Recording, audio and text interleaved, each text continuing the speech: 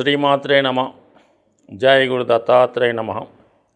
ఈ వీడియోలో మనం ఆగస్టు 16వ తారీఖు నుంచి 31వ తారీఖు మధ్యలో జరగబోయే పక్ష ఫలితాలు ఏ విధంగా ఉండబోతున్నాయి అని తెలుసుకుంటూ, మరి ఈ పక్షంలో ముఖ్యంగా ఉన్నటువంటి గ్రహస్థితి మనం పరిశీలించినప్పుడు మరి రవి సంక్రమణం జరిగింది. అది రవి స్వక్షేత్రమైనటువంటి సింహరాశిలోకి ప్రవేశిస్తూ అక్కడ ఉన్నటువంటి బుధ శుక్రుల్ని కలవడం అన్నది ఒక గొప్ప స్థితి ఈ జాతకానికి ఈ పక్షంలో ఏర్పడడం జరిగింది. ఈ కారణం వల్ల బుధాదిత్య యోగం, అత్యంత బలమైనటువంటి బుధాదిత్య యోగం జరిగింది. అలాగే ఉన్నత విద్యాయోగం కూడా ఏర్పడడం జరిగింది. మరి ఈ రవిగ్రహం పైన శని యొక్క సప్తమ దృష్టి పడటం కూడా జరిగింది. ఇది కొంతవరకు ప్రభుత్వ అధికారులకి, రాజకీయ నాయకులకి ఇబ్బంది కలిగే సూచన కనబడుతుంది. ఇక వృషభ రాశిలో కుజ గురులు మిత్రగ్రహాలై శత్రుక్షేత్రంలో ఉండడం, శని గురువుల మధ్య కేంద్ర స్థితి, కుజ శనుల మధ్య కేంద్ర స్థితి, ఇది కొంతవరకు ఒక రాజకీయ సంక్షోభాన్ని తెలియజేస్తూ ఉంది. అలాగే కుటుంబ సభ్యుల మధ్య విభేదాలు సూచించే అవకాశాలు ఎక్కువగా ఉన్నాయి. ఇక రాహు కేతువులు, కేతువు కన్యారాశిలో సంచరించడం జరిగింది. ఇది ప్రజల యొక్క ఆరోగ్యం మీద ఎక్కువ ప్రభావం చూపుతూ ఉంటుంది. కొన్ని అంటువ్యాధులు లాంటివి ప్రబలే అవకాశం ఉన్నది.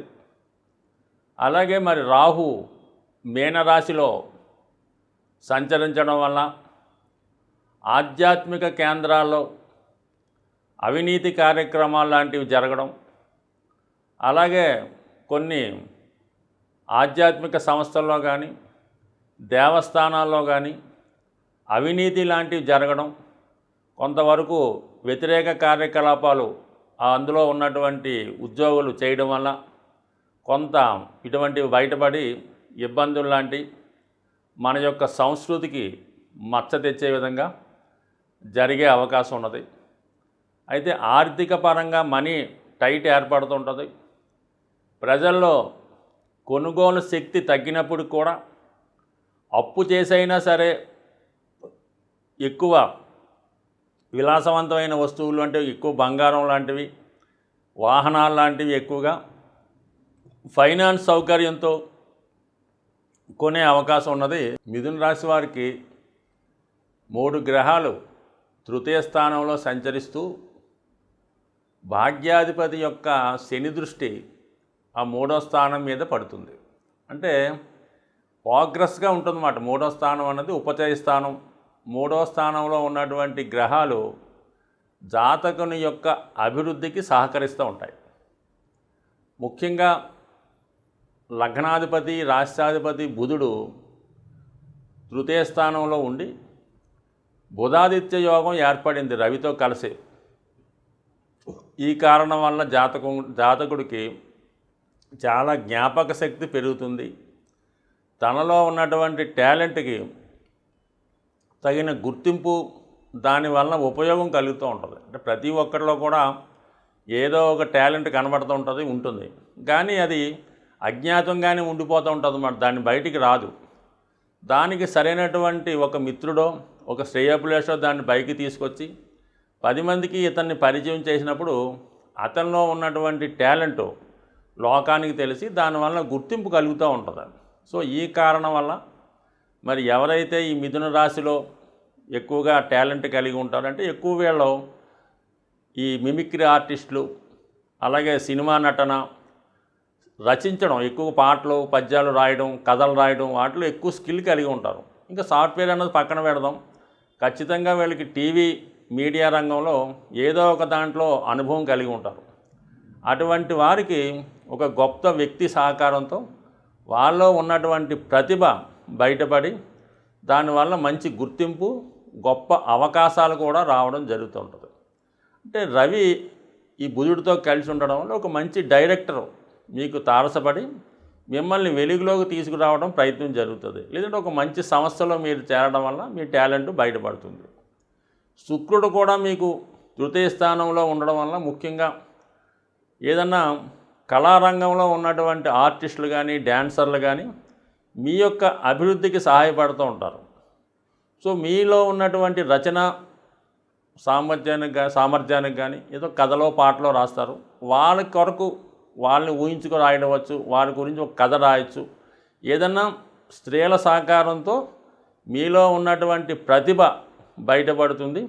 ఒక మంచి గుర్తింపు రావడం కూడా జరుగుతూ ఉంటుంది.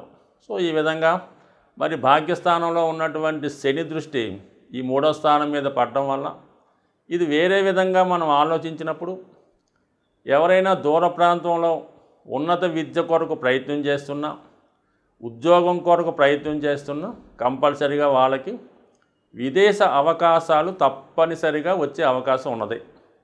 సో అలాగే మరి దానికి అదనంగా వ్యయంలో గురువు ఉన్నాడు. లాభాధిపతిగా ఉన్నటువంటి గురువు 12లో ఉండడం వల్ల జాతకుడికి విద్య కొరకు కానీ, వారి యొక్క సంతానాన్ని విదేశంలో పంపించడానికి కానీ, లేదంటే వాళ్ళ పిల్లలకి వివాహం చేయడానికి కానీ మొత్తం మీద ఎక్కువ ధన వ్యయం కూడా కనబడుతుంది. కాబట్టి ఇది ఈ విధంగా జాతకుడికి ఉన్నత విద్యా అవకాశాలు, అతనిలో ఉన్నటువంటి టాలెంట్ బయటపడడం ఇవన్నీ కూడా జరుగుతాయి. ఇక కుజుడు వ్యయస్థానంలో ఉండడం వల్ల, అంటే షష్టాధిపతిగా వ్యయస్థానంలో ఉన్నాడు. అంటే కంపల్సరిగా జాతకుడు తన అవసరాలకి ధనాన్ని రుణం చేసే పరిస్థితి కూడా కనబడుతుంటుంది. అది ముఖ్యంగా ఏంటంటే ఏదైనా గృహ నిర్మాణం కొరకు అవ్వచ్చు, లేదంటే ఏదైనా ఖరీదైన వాహనం గురించి అవ్వచ్చు, ఇంట్లో విలువైన వస్తువుల గురించి అవ్వచ్చు, లేదంటే ఏదైనా మరి రక్త సంబంధికులకు ఏదైనా సహాయం చేసే కార్యక్రమం అవ్వచ్చు. వాటి కొరకు జాతకుడు ధనాన్ని వెచ్చించవలసి ఉంటుంది. సో ఏదైనా ఇవన్నీ కూడా ఉపయోగపడి మంచి ఖర్చులే తప్ప ఎట్టి పరిస్థితిలో కూడా అది వేస్ట్ అయితే కనబడదు. మరి దశమ స్థానంలో రాహు, చతుర్థ స్థానంలో ఉన్నటువంటి కేతువు వృత్తిపరమైనటువంటి కొన్ని ఇబ్బందులు కలుగుతూ ఉంటాయి. అయితే అది కొన్ని రంగాల్లో ఉన్న వాళ్ళకి బాగా ఉపయోగపడుతుంటాడు రాహు. ఇది సాఫ్ట్వేర్ రంగం, సినిమా ఫీల్డు, మీడియా, కెమికల్సు, అంటే మామూలుగా వైద్య సంబంధించిన వృత్తిలో ఉన్న వాళ్ళకి చాలా ఇంప్రూవ్మెంట్ ఇస్తాడు, అదనపు ఆదాయాన్ని ఇస్తాడు. వైద్య విషయంలో కానీ, సాఫ్ట్వేర్ రంగంలో కానీ, సినిమా రంగంలో ఉన్న వాళ్ళకి గొప్ప నేమ్ అండ్ ఫేమ్ కూడా వచ్చే అవకాశం ఉన్నది. సో ఏదైనప్పుడు కూడా జాతకుడికి ఎక్కువ గ్రహాలు ఈ పక్షమంతా కూడా ప్రోత్సాహకరంగా ఉండడం జరుగుతూ ఉంది. మరి కొంతమందికి అయితే ఉద్యోగరీత్యా కొన్నాళ్ళు టెంపరీగా, అది విదేశం కానీ ఇతర రాష్ట్రం కానీ, అంటే ఉద్యోగరీత్యా కొంతమంది ఇతర ప్రాంతంలో కొన్నాళ్ళు స్టే చేయడం కానీ జరిగే అవకాశం ఉంటుంది. సో ప్రతీ నెల కూడా ఏదో ఒక పండగ వస్తూ ఉంటుంది. అయితే కొన్ని పండగలో జాతకుని యొక్క గ్రహ దోషాలు తొలగించుకోవడానికి, జీవితంలో అభివృద్ధి చెందడానికి ఉపయోగపడుతుంటాయి. ముఖ్యంగా ఇది శ్రావణ మాసం కాబట్టి వరలక్ష్మి వ్రతం లాంటిది స్త్రీలు ఆచరించేది. అది అన్ని విధాల జాతకుడికి, జాతకురాలికి కూడా ఆర్థిక విజయాన్ని సమకూరుతూ ఉంటాయి. అయితే ఈ నెలలో ముఖ్యంగా ఈ పక్షంలో మనకి 2 విశేషమైనటువంటి శుభదినాలు రాబోతున్నాయి. ఒకటి ఏంటంటే ఆగస్టు 17, అలాగే ఆగస్టు 31 శని త్రయోదశి రాబోతుంది.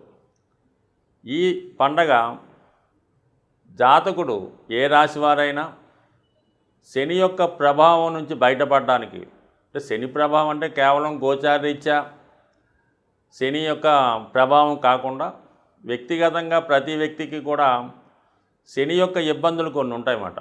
అవి ఏంటంటే జాతకుడికి వ్యసనాల మీద ఆసక్తి, ఏదో ఒక బలహీనత, అప్పులు ఉండడం, బద్ధకం ఉండడం, నిజాయితీగా వ్యవహరించకపోవడం, సరైనటువంటి వస్త్రధారణ చేయలేకపోవడం, అలాగే దైవాన్ని పెద్దల్ని దూషించడం, ఇవన్నీ కూడా శని యొక్క లక్షణాలు.